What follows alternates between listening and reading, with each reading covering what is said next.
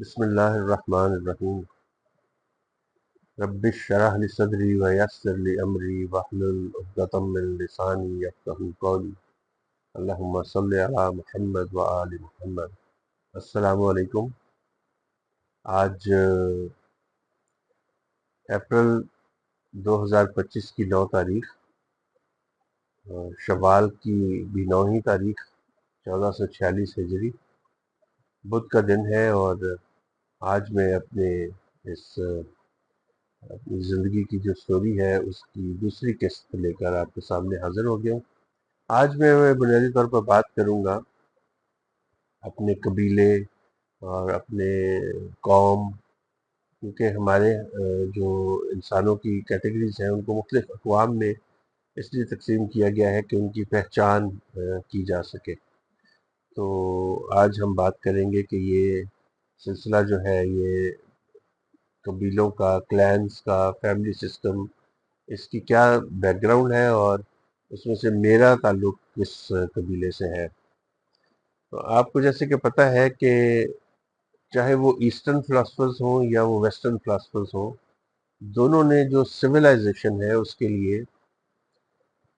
بنیادی اکائی جو ہے وہ ایک گھر کو قرار دیا ہے، ایک فیملی، ایک گھر، ایک ہاؤس ہولڈ۔ اور پھر اس کو جب وہ ہاؤس ہولڈ جب وہ ایک گروپ میں رہنا شروع کر دیتے ہیں تو وہ ایک گاؤں کے نام سے ان کو ایک ولیج کہا جاتا ہے، اور پھر اس ولیج کے اندر جب فردر ڈیولپمنٹ ہوتی ہے تو وہ ولیج جو ہے وہ قصبہ بن جاتا ہے، it converts into a town. اور جب کافی سارے ٹاؤن اکٹھے ہو جاتے ہیں تو اس کو ایک سٹی کا نام دیا جاتا ہے، اور اسی طرح اس کو اگر ایکسپینڈ کرتے جائیں تو یہ اوور آل ایک اسٹیٹ بن جاتی ہے پھر، اور ایک ریاست کا وجود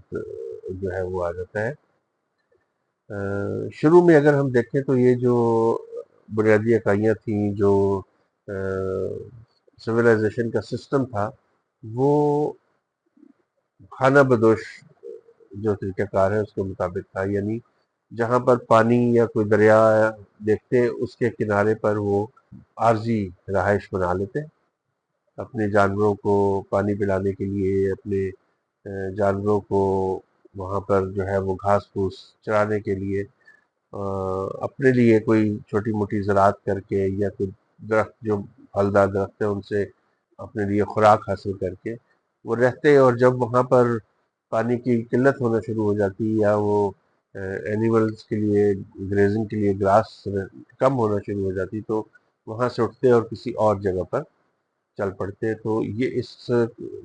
ایسے معاشرے کو کہتے ہیں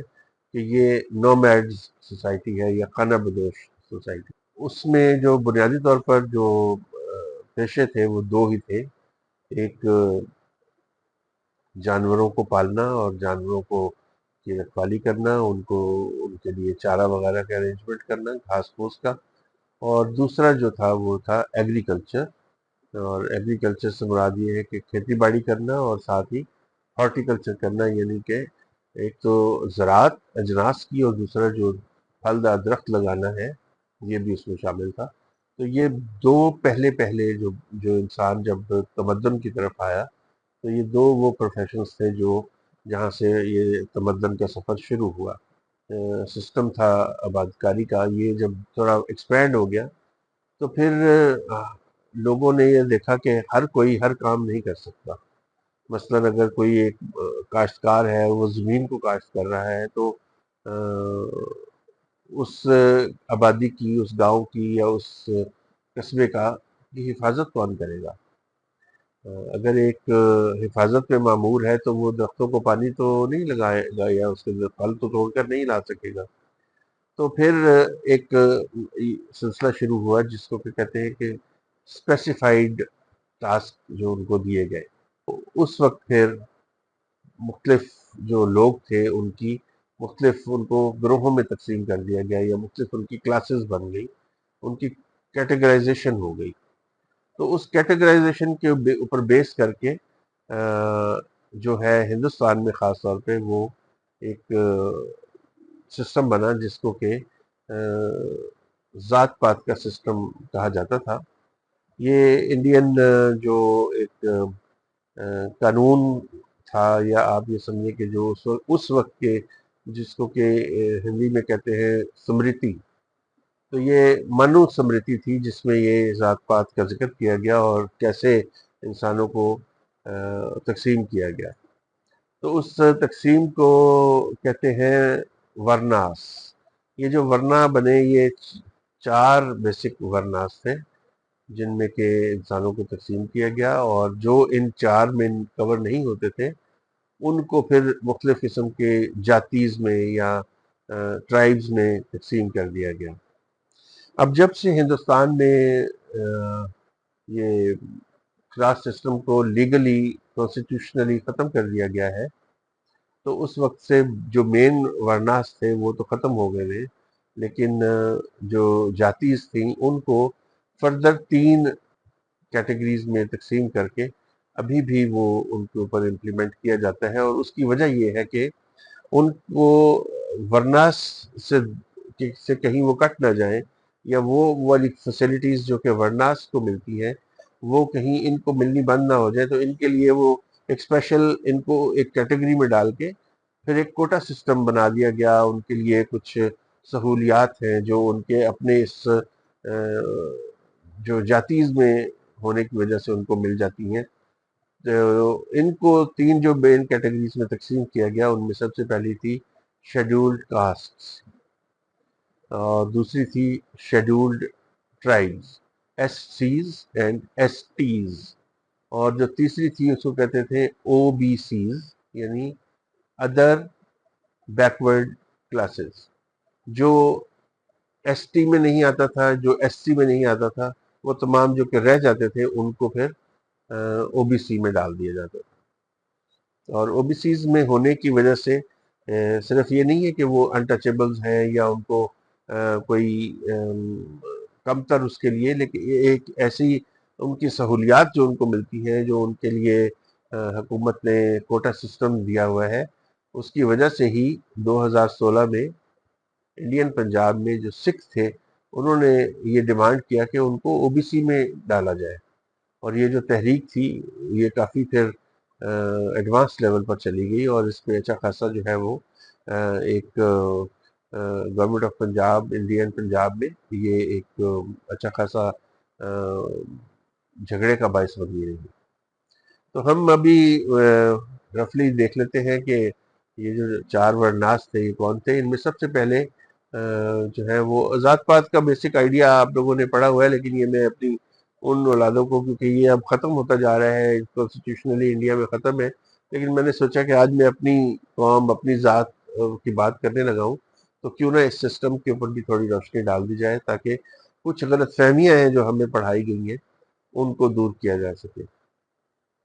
سب سے پہلی جو مین کیٹیگری ہے، جو سب سے پریویلیجڈ سمجھی جاتی ہے، وہ ہے براہمنز۔ براہمنز جو ہیں یہ بیسکلی ریلیجس اسکالرز ہوتے ہیں، انٹلیکچوئلز ہوتے ہیں، اور ان کا کام ہوتا ہے ڈفرینٹ ریلیجس ریچولز کو ادا کرنا، اور اس کے ساتھ ساتھ یہ جو مذہبی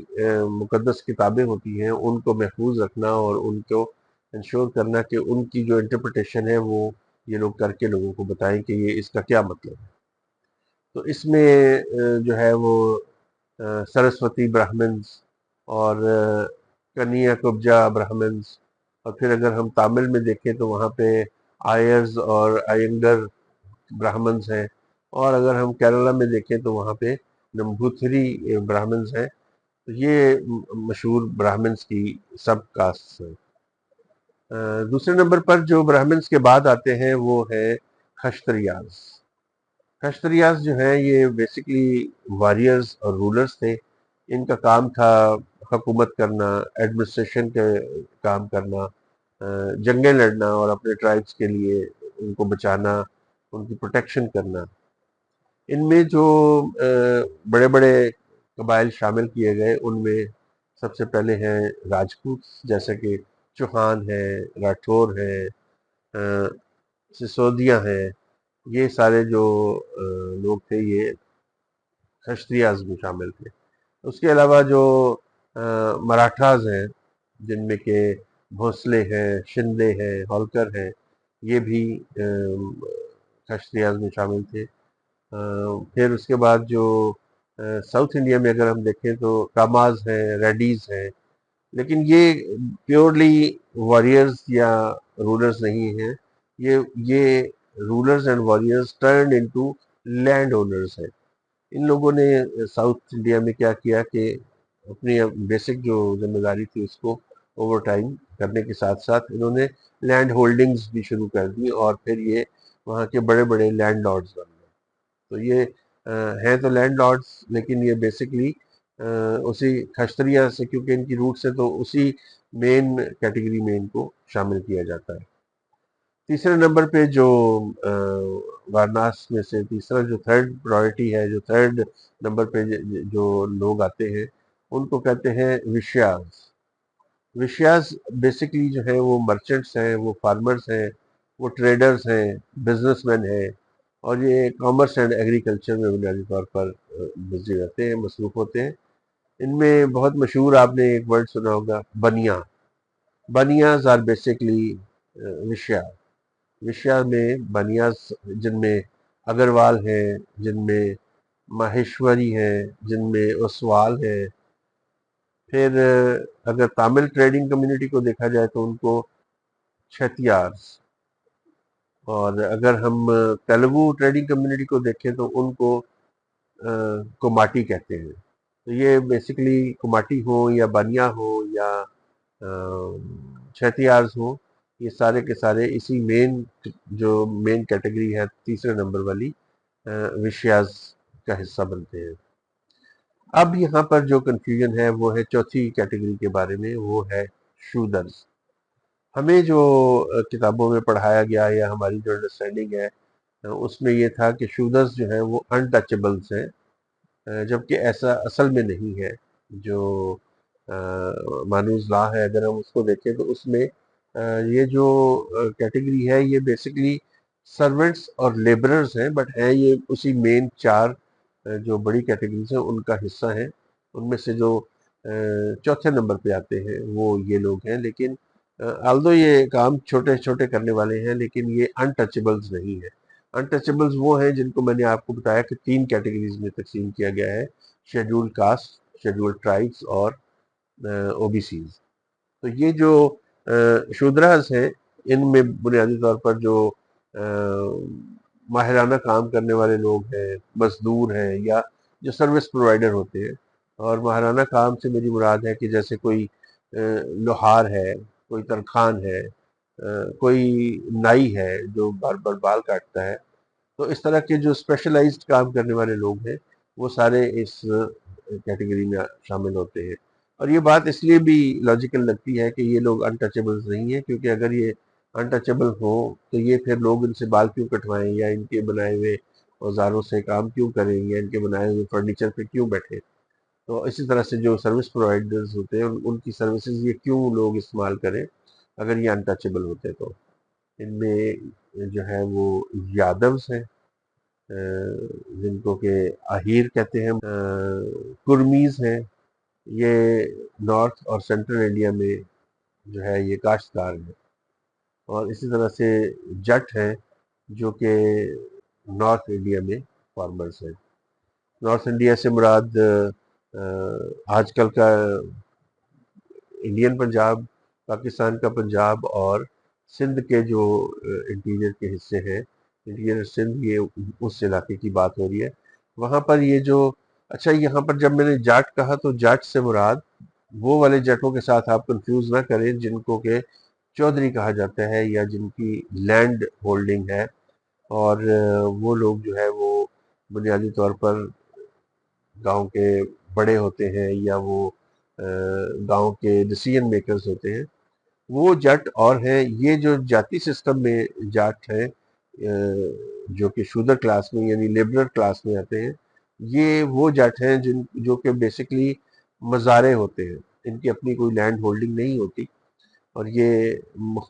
دوسرے لوگوں کے جو چودھری ہیں، چاہے وہ گجر چودھری ہوں، چاہے وہ راجپوت چودھری ہوں، یا وہ جٹ ہوں، ان کے زمینوں پر جو کام کرنے والے ہیں، جو ان کے مویشیوں کو دیکھ بھال کرتے ہیں، جو ان کے لیے چارے کا بندوبست کرتے ہیں، جو فصلیں اگانے کا کام کرتے ہیں آن گراؤنڈ، یہ وہ لوگ ہیں، یہ ہوتے جٹ ہیں، لیکن یہ ان جٹوں کے ساتھ کنفیوز نہ کریں جو کہ میں آگے بتانے لگا۔ اسی طرح سے پھر ان چار یعنی براہمن، کھیشتریا، وشیا اور شودر کے علاوہ جو ہے پھر انٹچیبل ٹرائبس ہیں، جو کہ میں نے آپ کو بتایا ہے کہ شیڈول کاسٹ ہے، جس میں شیڈول کاسٹ میں جو بڑے بڑے گروپس ہیں ان میں چمار ہیں جو کہ چمڑے کا کام کرتے ہیں، والمیکی ہیں، سویپرز جو ہوتے ہیں وہ والمیکی ٹرائب سے ان کا تعلق ہوتا ہے، اور جو پھر مہر ہے یا مہار ہے وہ بھی اسی شیڈول کاسٹ کا حصہ ہوتے ہیں۔ اور اس میں جو مہر ہیں ان میں جو انڈیا کے ایک بہت بڑے لیڈر تھے doctor Ambedkar, doctor B R Ambedkar, ان کا تعلق بھی شیڈول کاسٹ یعنی انٹچیبلز کے اس مہر ٹرائب سے تھا۔ شیڈول ٹرائبز ہیں، اور ٹرائبز میں جو بنیادی طور پہ آپ دیکھیں تو گوند ہے، بھیل ہے، سنتھل ہے اور منڈا ہے، یہ سارے یہ شیڈولڈ ٹرائبز ہیں۔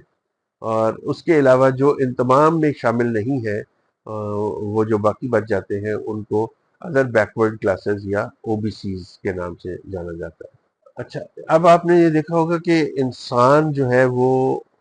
موو کر جاتا ہے اپنی ایک کلاس سے دوسری کلاس کی طرف، اور over a period of time, not over night, یعنی کہ رات کو وہ شودر تھا تو صبح اٹھ کے وہ براہمن بن گیا، اس طرح نہیں، بٹ اوور ٹائم بہت عرصوں کے بعد وہ اپنی فائنینشیل پوزیشن کی وجہ سے یا اپنی تعلیم کی وجہ سے لوگ جو ہے وہ ان کی جو ہے وہ موومنٹ ہوتی ہے۔ سوشیالوجی میں یا عمرانیات میں اس انسانوں کی موومنٹ کو دو حصوں میں تقسیم کیا گیا ہے۔ ایک ہوتی ہے جو کہ افقی موومنٹ ہوتی ہے، جس میں کہ انسان جو ہے وہ اپنے پیرلل موو کرتا ہے۔ اس کی مثال ایسے ہے جیسے ایک سبزی فروش تھا، وہ اپنی سبزی کی کام کو ختم کر کے وہ گوشت کی دکان شروع کر دیتا ہے۔ اب اس کے سٹیٹس میں کوئی فرق نہیں پڑا، اس کے مالی حالت میں کوئی خاص فرق نہیں پڑا، وہ ایک ہی لیول پہ رہ کے وہ پیرل موو کر گیا ہے۔ دوسری موومنٹ جو ہوتی ہے وہ ہوتی ہے عمودی، اور اس موومنٹ میں یہ ہوتا ہے کہ انسان اپنے سوشل سٹیٹس میں بھی امپروومنٹ لے آتا ہے اور اپنی اکنامک کنڈیشنز میں بھی امپروومنٹ لے آتا ہے۔ اس کی مثال ایسے ہے جیسے آپ سمجھ لیں کہ ایک کلرک تھا کسی محکمے میں، اور اس نے پروفیشن میں رہتے ہوئے یا اس محکمے میں رہتے ہوئے پروفیشنل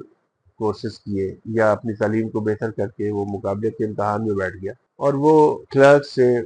پروموٹ ہو کر وہ ایک آفیسر کلاس میں چلا گیا۔ تو اس نے اب جو ہے وہ عمودی موومنٹ کی ہے، یعنی وہ یہاں سے اٹھا ہے اور یہاں آ گیا ہے۔ تو یہ دوسری قسم کی موومنٹ ہے جس میں کہ انسان کا سوشل سٹیٹس بھی چینج ہو جاتا ہے اور اس کی جو فائنینشیل پوزیشن ہے وہ بھی تبدیل ہو جاتی ہے۔ اس کی جو مشہور اگزامپلس ہیں وہ میں دو اگزامپل اس وقت میرے سامنے آ رہی ہے۔ ایک تو پاکستان کے ایک کمانڈر ان چیف ہوا کرتے تھے، general tikka Khan. General tikka Khan army میں بطور ایک اینیمل ٹرانسپورٹ کے سپاہی کے طور پہ بھرتی ہوئے تھے۔ فوج میں دو طرح کی ٹرانسپورٹ ہوتی ہے، ایک تو مکینیکل ٹرانسپورٹ کہتے ہیں اور دوسری کو اینیمل ٹرانسپورٹ۔ مکینیکل تو آپ کو پتہ ہے، جو یہ مکینیکل گاڑیاں ہوتی ہیں جو روڈز پہ ٹریکس پہ چلتی ہیں، لیکن جہاں پہ روڈز اور ٹریکس نہیں ہوتے اور جہاں پر پہاڑی علاقہ ہوتا ہے، دشوار گزار علاقہ ہوتا ہے، اور یا ڈیزرٹ ہوتا ہے فار دیٹ میٹر، وہاں پر یہ ہوتا ہے کہ اونٹ، خچر، گھوڑے اور اس طرح کی چیزوں کے تھرو جو ہے وہ سامان کی ترسیل ایک جگہ سے دوسری جگہ کی جاتی ہے۔ تو جنرل ٹکا جو تھے وہ اس اینیمل ٹرانسپورٹ کے محکمے میں بطور ایک سپاہی بھرتی ہوئے، پھر انہوں نے محنت کی، انہوں نے پھر اپنی تعلیم کو مکمل کیا اور انہوں نے مقابلے کا امتحان دیا فوج کا، اور پھر وہ کمیشن لے گئے اور ترقی کرتے کرتے پھر وہ کمانڈر ان چیف کے رینک پر پہنچے۔ اسی طرح سے ایک اور اگزامپل بھی مجھے پاک آرمی سے پتہ ہے، اور وہ ہے جنرل محمد انور خان، یہ میجر جنرل کے رینک پر پہنچے اور بعد میں پھر ان کو ریٹائر کر کے ان کو پریزیڈنٹ آف آزاد کشمیر لگایا گیا۔ تو آزاد کشمیر کے یہ پریزیڈنٹ بھی رہے، میجر جنرل کے رینک پر پہنچے، لیکن یہ ایئر فورس میں ایز اے نارمل ایئر مین، جیسے فوج میں سپاہی ہوتا ہے بڑی فوج میں، اس طرح جو ہوائی فوج ہے اس میں جو سپاہی رینک کا جو اپوائنٹمنٹ یا رینک ہوتا ہے اس کو ایئر مین کہتے ہیں۔ تو جنرل انور ایک ایئر مین بھرتی ہوئے اور وہاں سے پھر انہوں نے محنت کی، وہاں سے انہوں نے مقابلے کا فوج کا امتحان پاس کیا اور پھر وہ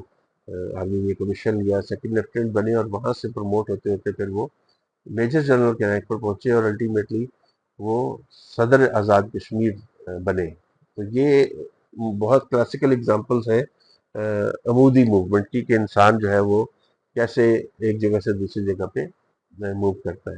اور معاشرہ پھر ان کی موومنٹ کے حساب سے ان کو اسی طرح سے رسپیکٹ بھی دیتا ہے، اور ان کی جو فائنینشیل کنڈیشنز ہیں وہ بھی اس طرح سے امپروو ہو جاتی ہے۔ اچھا، اس میں بہت سے ایسی اگزامپلز، بہت سے لطیفے بھی مشہور ہیں، آپ سے ایک دو شیئر کرتا ہوں۔ ایک قوم ہوتی ہے میراثی، جن کو تاڑی بھی بولتے ہیں اور جن کو خان صاحب لوگ بھی کہتے ہیں۔ تو وہ رانا صاحب بن گئے بعد میں، وہ جو تاڑی تھے، وہ خان صاحب جو تھے وہ بعد میں اپنے آپ کے ساتھ رانا لکھنا شروع ہو گئے، اور اب ان کی دوسری تیسری نسل چل رہی ہے اور وہ سارے رانے۔ اور ایک اور لطیفہ اس طرح کا ہے کہ ایک مسلی تھا سیالکوٹ والے علاقے میں کہیں، اس زمانے میں ٹانگے چلا کرتے تھے سواری کے لیے، اور ٹانگوں کا ایک پراپر سٹینڈ ہوتا تھا۔ جو بھی میونسپل کمیٹی یا میونسپل کارپوریشن ہوتی تھی، وہ ٹانگوں کا سٹینڈ ایک جگہ پہ، جیسے بھی بسوں کا اڈا ہوتا ہے یا وینس کا اڈا ہوتا ہے، وہ ٹانگوں کا ایک سٹینڈ ہوتا تھا۔ اس سٹینڈ کے اوپر وہ پراپر ان کو ڈسپلن کے ساتھ ٹانگے کھڑے کرنا لائن میں، تاکہ پہلے جو ٹانگا پہلے آیا ہے وہ بھر جائے، اس کے بعد وہ چلے تو پیچھے سے دوسرا آ جائے۔ تو وہ لائن کو برقرار رکھنے اور اس کے لیے وہاں پر جو لوکل پولیس افسر تھا، اس نے ایک مسلی تھا، اس کو وہ پولیس میں تھا، تو اس کو پولیس والے کو یہ کہا ہوا تھا کہ تم نے ٹانگوں کے اڈے پہ جا کے، ٹانگا سٹینڈ پہ جا کے تو وہاں پہ اپنی ڈیوٹی کرنی ہے۔ اس مسلی کو سید بننے کا بڑا شوق تھا، وہ ایک چاہتا تھا کہ اس کو شاہ جی کہا جائے، اور اس کو سید کاسٹ میں اس کو اپنے آپ کو پروموٹ کرنے کا بڑا شوق تھا۔ تو اب جن کو پتا تھا وہ تو اس کو کبھی بھی شاہ جی نہیں کہتے تھے، لیکن وہ خود جو ہے وہ کرتا یہ تھا کہ جب کوئی ٹانگا لائن سے ایک سائڈ سے ہٹ گیا ہے یا وہ ڈسپلن کو مینٹین نہیں رکھتا، تو اسی کوچوان کا چھانٹا جس سے وہ گھوڑے کو چلاتے ہیں، وہ چھانٹا لے کر اس کو مارتا اور کہتا تسی سیدھا کام کیوں نہیں کر دے، پھر کہتے نے شاہ جی مار دینے۔ تو وہ اس لیے کہتا تھا کہ لوگ اس کو شاہ جی کہنا شروع کر دیں کہ شاہ جی مارتے ہیں، شاہ جی بہت ظالم ہے۔ تو لوگ جو ہے وہ اس طرح سے کوشش کرتے ہیں کہ ان کو جو ہے وہ ایک نسبتاً کم تر کلاس سے جو ہے وہ بڑی کلاس کی طرف لے جایا جائے۔ اب آ جاتے ہیں بیسکلی میرا جو اپنا ٹرائب ہے، اور جو جٹ میں نے آپ کو کہا کہ وہ جٹ جو وہ شودر کلاس والے جٹ نہیں، بلکہ یہ وہ جٹ ہے۔ اچھا، یہ جو بیسکلی جٹ ہیں، ان کی ہسٹری یہ ہے کہ یہ تین طرح کی قومیں ہیں، جن میں کہ راجپوت ہیں، جن میں گجر ہیں، اور جن میں یہ جاٹ ہے۔ یہ لوگ ان کو کہ یہاں لوکل ساکا کہا جاتا تھا۔ یہ انڈو سکسین جو ٹرائبس تھے، جو کہ تقریباً 2000 سال پہلے یہ موو ہوئے تھے ایران، پھر افغانستان، اور اس کے بعد انڈین جو علاقہ تھا سندھ اور پنجاب، اس میں آ کر اپنی انہوں نے حکومت قائم کی۔ یہ ان کی اینشینٹ روٹس ہیں، اور میڈیول پیریڈ میں اگر ہم دیکھیں تو جٹوں نے، جیسے کہ ترکمانستان اور رشیا کا جو ساؤتھرن ایریا ہے، یہ وہاں سے آئے اور انہوں نے پہلے آ کر ایران میں کوشش کی، اور پھر ان کے ایران میں اور افغانستان میں اس وقت وائٹ ہنز کی حکومت تھی، تو وائٹ ہنز کے ساتھ ان کا مقابلہ ہوا۔ کہیں کہیں انہوں نے ان کو ہرایا، کہیں انہوں نے ان کو مارا، یہ فردر نیچے بھاگتے ہوئے آئے اور سندھ کے اور پنجاب کے علاقوں میں آ کے رہنا شروع ہو گئے، اور یہیں پر انہوں نے پھر اپنی حکومتیں قائم کی۔ اور انہوں نے سکھوں کے دور میں کنگڈم تھی مہاراجہ رنجیت سنگھ کی، تو اس میں انہوں نے کافی کردار ادا کیا۔ انہوں نے مغلوں کے خلاف ریزسٹنس کو بہت ہوا دی، اور مغلوں کے خلاف ان کے گوکلا جاٹ اور چورامان جاٹ جو تھے، انہوں نے مغلوں کے خلاف اچھی خاصی ریزسٹنس دی پنجاب میں۔ اس کے علاوہ انہوں نے اپنی کنگڈمز بھی قائم کی، خاص طور پہ راجستھان کا جو علاقہ ہے بھرت پور میں جٹ کنگڈم آف سورج مل یہ بہت مشہور ہے۔ اور اب آپ یہ سوچ رہے ہوں گے کہ سورج مل کی کنگڈم کا تو میں نے نام لے لیا، لیکن رنجیت سنگھ کا نام کیوں نہیں لیا، جبکہ اس کی ریاست اور اس کی جو امپائر تھی وہ تو کافی بڑی تھی۔ اس کی وجہ یہ ہے کہ رنجیت سنگھ بنیادی طور پر عام لوگ یہ سمجھتے ہیں کہ وہ جٹ تھا، لیکن رنجیت سنگھ بنیادی طور پر سانسی راجپوت تھا۔ ہاں، البتہ اس کے جو بہت سے مشہور جرنیل تھے، خاص طور پہ جو اس کا سب سے بڑا سپہ سالار تھا وہ ہری سنگھ نلوا تھا۔ ہری سنگھ نلوا واز اے جٹ، لیکن اس کو جٹ امپائر یا جٹ اسٹیٹ اس لیے نہیں کہا جا سکتا کہ اس کا جو رولر تھا he was not a Jat, he was a Rajput. British era میں اسی طرح سے اگر ہم دیکھیں تو ہمیں ملتا ہے کہ جٹوں کو مارشل ریس ڈکلیئر کیا ہوا تھا انگریزوں نے، اور ان جو آرمی میں جو زیادہ تر بھرتیاں ہوتی تھیں، ابھی بھی آپ دیکھ لیں انڈین آرمی میں وہاں پر جٹ ریجیمنٹس موجود ہیں، جن کے اندر کے پورے جو جٹ ہیں وہ ان کی ریجیمنٹس میں شامل ہیں۔ ان کا جو سوشل اینڈ پولیٹیکل انفلوئنس ہے جٹوں کا ہریانہ میں، راجستھان میں، یہ وہاں پر جنرل کیٹیگری میں، یعنی 4 مین کیٹیگریز میں ایک اچھے درجے کے ان کاسٹ میں ٹرائب میں شامل ہوتے ہیں۔ تاہم ان کو جو ہے وہ اتر پردیش اور دلی میں انہوں نے اپنے آپ کو ادر بیکورڈ کلاسز میں رکھا ہوا ہے، تاکہ ان کو وہ سہولیات ملتی رہیں۔ پنجاب میں یہ موسٹلی جو انڈین پنجاب ہے اس کی بات کر رہا ہوں، یہ موسٹلی وہاں پر جنرل کیٹیگری میں آتے ہیں۔ ان کی جو کسٹمز ہیں وہ اور جو ان کی روایات ہیں، جو کلچر ہے وہ اس طرح سے ہے کہ ہریانوی، راجستھانی اور پنجابی بولتے ہیں یہ۔ مذہبی طور پہ اگر ہم دیکھیں تو یہ ہریانہ میں، راجستھان میں، یو پی میں زیادہ ہندو ہیں، لیکن پنجاب میں جو ہے یہ سکھ ہیں میجورٹی میں، اور اگر ہم پاکستانی پنجاب اور سندھ وغیرہ میں دیکھیں تو یہ مسلمان ہیں۔ اگر ان کی فیسٹیولز اور ٹریڈیشنز کو دیکھا جائے تو یہ تیج، گنگور، ویساکھی، لوہڑی ان کے بڑے بڑے میلے ہیں، اور جت گوترا یعنی اپنے قبیلے پر ان کو بہت فخر ہوتا ہے۔ میں چیمہ ہوں، میں چٹھا ہوں، میں باجوہ ہوں، اس طرح سے اپنے اس قبیلے پہ بڑا فخر کرتے ہیں۔ کھانوں میں اگر ہم دیکھیں تو جو عام روزمرہ کا ان کا کھانا ہے اس میں باجرے کی روٹی، مکئی کی روٹی، سرسوں کا ساگ، لسی اور گوشت کی ڈشز یہ زیادہ شوق سے کھاتے ہیں۔ اور اگر ہم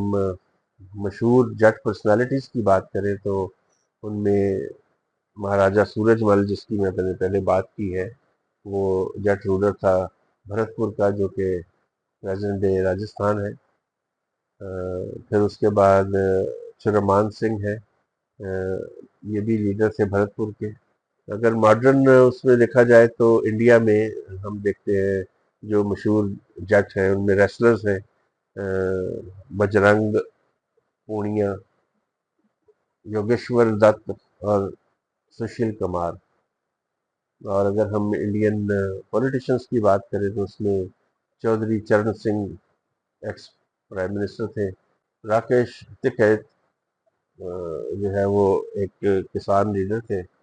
بات کریں ایکٹرز کی تو دھرمیندر اور اس کا بیٹا سنی دیول، دونوں جو ہیں وہ دیول جٹ فیملی سے ہیں۔ اور اسی طرح سے اگر ہم پاکستان میں جٹوں کی تاریخ کے بارے میں بات کریں تو عرب انویژن کو انہوں نے ریزسٹ کیا تھا 8ویں صدی میں، جب محمد بن قاسم اور باقی لوگ جو ہے وہ انہوں نے جب انڈیا کو انویڈ کیا تو عرب انویژن کو ان جٹوں نے ریزسٹ کیا تھا، لیکن بعد میں اوبیسلی یہ پھر اسلامک رول کے انڈر آ گئے اور زیادہ تر جو اس علاقے کے جو جٹ تھے وہ مسلمان ہو گئے۔ کچھ جٹ جو ہے جیسے کہ گوندل ہے، چیمہ ہے، تارڑ ہے، یہ بڑے بڑے ذمہ دار بن گئے، لینڈ لارڈز بن گئے۔ اور اسی طرح سے پھر انہوں نے جو جٹوں کی بڑی بڑی بغاوتیں ہیں ان میں بھی آپ دیکھتے ہیں تو آپ کو مغلز کے اگینسٹ دلہ بھٹی نظر آئے گا، اور دلہ بھٹی کی فوک داستان بھی سب کے مشہور ہے، وہ جس نے کہ اکبر بادشاہ کے خلاف ریوولٹ کیا تھا، بغاوت کی تھی۔ مغلوں نے ان کو فوج میں بھرتی کیا مارشل ریس قرار دے کر، لیکن انہوں نے زیادہ تر جو ہے وہ کوشش یہ کی کہ یہ ایگریکلچرل اکانومی جو ہے اس کے اوپر زیادہ فوکس کریں، خاص طور پہ کہ سندھ میں اور جو آج کل پاکستان کے اندر شامل پنجاب ہے اس میں جو لوگ تھے وہ کوئی بہت زیادہ فوج میں بھرتی کو یا اس طرح اس کو پریفر نہیں کرتے تھے، کیونکہ فرٹائل لینڈ تھی تو obviously ان کو کوئی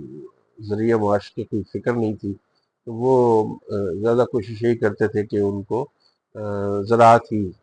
اڈاپٹ کی جائے، اور وہی جو باپ دادا کا پیشہ تھا اسی کو وہ اپنا لیتے تھے۔ تو جٹ بھی کہیں جاٹ کہلاتے ہیں، کہیں جٹ کہلاتے ہیں۔ اور سندھ میں جو میجر ٹرائبز ہیں ان میں سیال ہیں، رہو ہیں، ماہر ہیں، پل ہیں، لنڈ ہیں،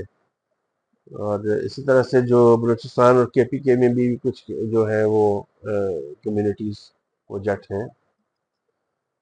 ڈیرہ اسماعیل خان میں کافی ہیں۔ پاکستان کے جٹوں میں جو امپورٹنٹ پرسنالٹیز ہیں ان میں سے اگر ہم دیکھیں تو جو پولیٹیکل لیڈرز ہیں ان میں سب سے پہلا نام ہے منظور احمد بٹو صاحب کا، وہ farmer chief minister of Punjab رہے ہیں۔ اس کے بعد اگر ہم دیکھیں تو چودھری فیملی گجرات والی، ان میں سے چودھری پرویز الہی جو ہے وہ فارمر چیف منسٹر پنجاب ہیں، اور یہ چٹھا ٹرائب کے ہیں، چٹھا کلان کے ہیں۔ رائے حسن نواز یہ کھرل کلان کے ہیں، پولیٹیشین ہیں۔ اگر ہم ملٹری کی بات کریں تو رائے احمد خان کھرل بہت مشہور ریوولٹ، انہوں نے برٹشرز کے خلاف 1857 کی جنگ آزادی میں پنجاب کے علاقے سے ریوولٹ کیا تھا۔ اسی طرح سے پھر جنرل آصف نواز جنجوعہ جو کہ farmer chief of army staff ہے، یہ جنجوعہ جٹوں میں سے تھے۔ اچھا، جیسے رنجیت سنگھ کو راجپوت ہونے کے باوجود جٹ سمجھا جاتا ہے، اسی طرح سے جنرل جنجوعہ کو یہ سمجھا جاتا ہے کہ شاید یہ راجپوت تھے، کیونکہ موسٹلی لوگوں کے یہ خیال ہے کہ جنجوعہ جو ہے وہ راجپوت ہوتے ہیں، لیکن ایکچوئل میں جنجوعہ جو ہے وہ جٹ ہوتے ہیں، اور یہ جٹوں کا ایک ٹرائب ہے، ایک کلان ہے۔ ابھی تک جو پنجاب ہے یا سندھ کے علاقے ہیں ان میں جٹ جو ہیں ان کی ایگریکلچر پہ ڈومیننس ہے، وہ ایگریکلچر کی مین جو کنٹرول ہے وہ جٹوں کا ہی ہے۔ تو یہ ہو گئی اوورآل ایک جٹوں کے بارے میں بات تھی۔ اب جٹوں کے فردر جو ہے وہ سب ٹرائبز ہیں، جٹوں کی جو فردر کلاسیفیکیشن ہے اس میں مختلف قسم کے جٹ ہیں۔ ان میں سے قبیلہ ہے جس سے میرا تعلق ہے، اس کو کہتے ہیں گونڈ، پنجابی میں اس کو کہتے ہیں پونڈ، اور اردو میں بھون، اور بھون کے جو الٹرنیٹ سپیلنگز ہیں، پونڈ کا مطلب ہوتا ہے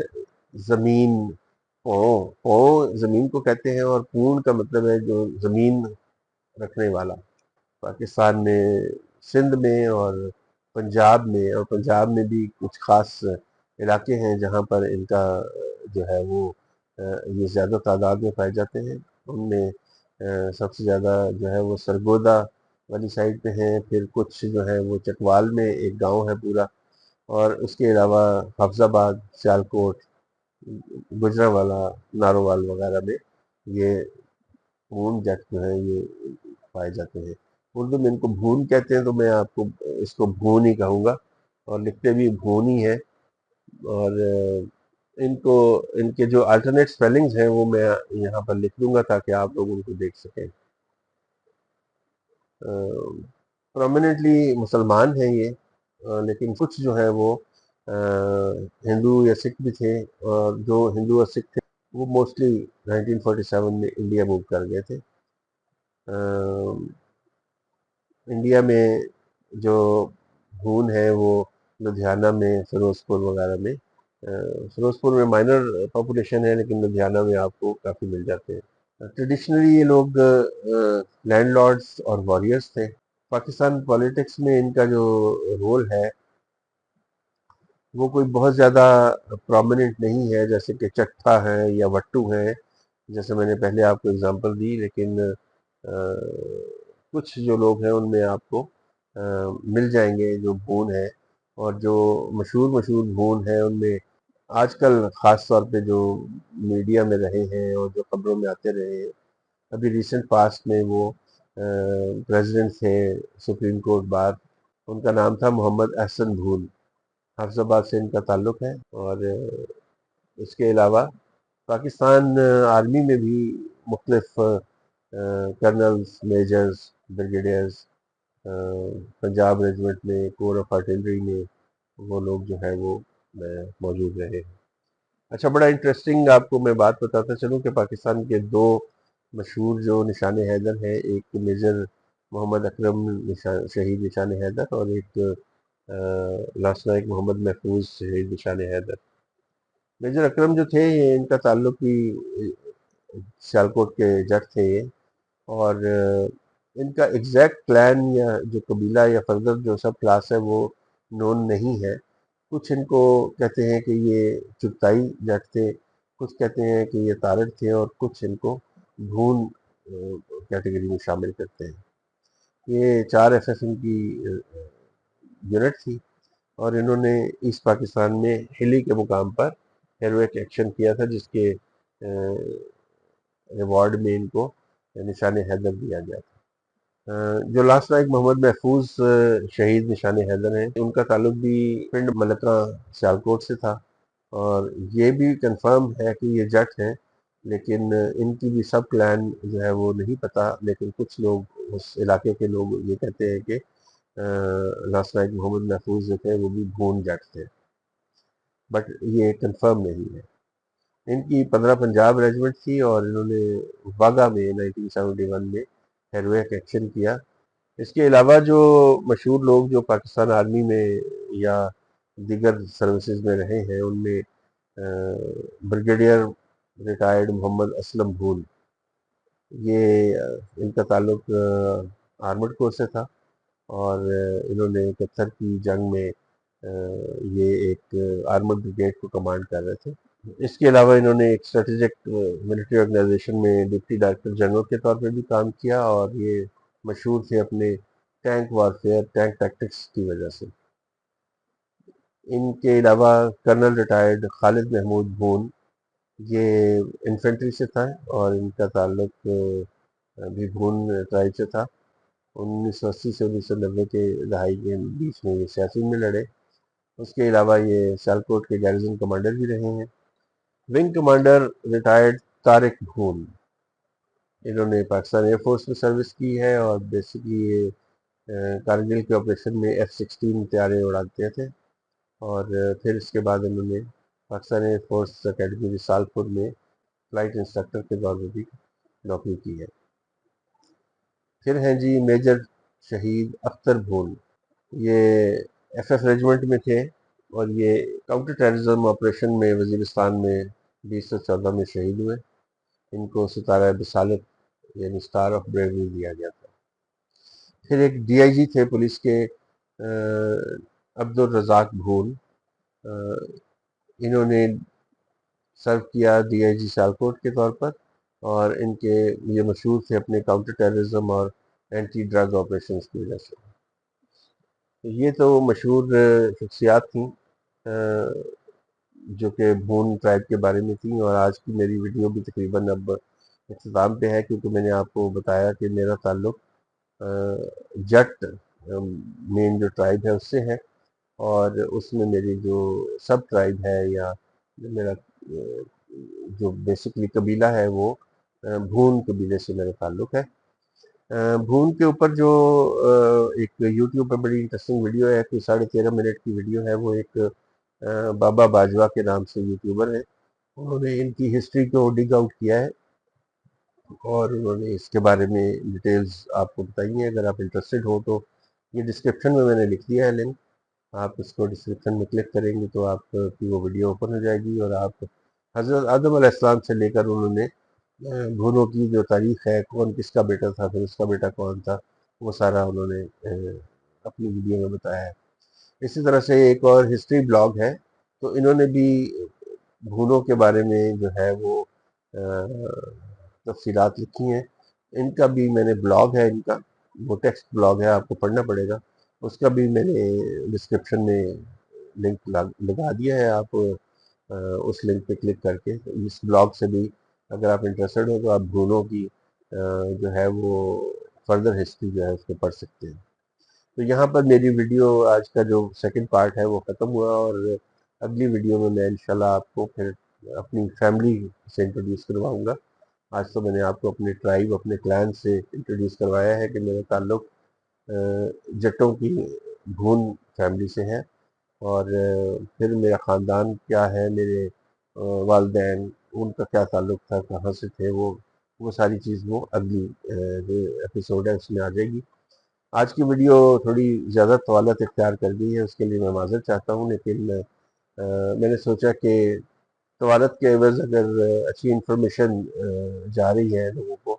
اور خاص طور پہ جو انڈین کاسٹ سسٹم تھا جس کے بارے میں ہمیں کچھ تھوڑی سی غلط انفارمیشن تھی، تو وہ بھی میں نے کہا کہ کلیئر ہو جائے گی، تو اس کے لیے آج کی ویڈیو کی طوالت کے لیے معذرت۔ آئندہ جو ہے انشاءاللہ وہ میں کوشش کروں گا کہ ویڈیوز جو ہے وہ بالکل ود ان دی ٹائم سپین رکھی جائیں، تاکہ آپ بور نہ ہو، اور آپ کی جو دیگر مصروفیات ہیں ان میں کسی قسم کا خلل یا حرج نہ ہو۔ آپ کا بہت بہت شکریہ، اپنا خیال رکھیے گا، اپنے عزیزوں پیارے دائیں بائیں سب لوگوں کو ان کی دیکھ بھال کیجیے گا، ان کا بھی خیال رکھیے گا۔ انشاءاللہ آپ سے اگلی ویڈیو میں ملاقات ہوگی۔ اللہ حافظ۔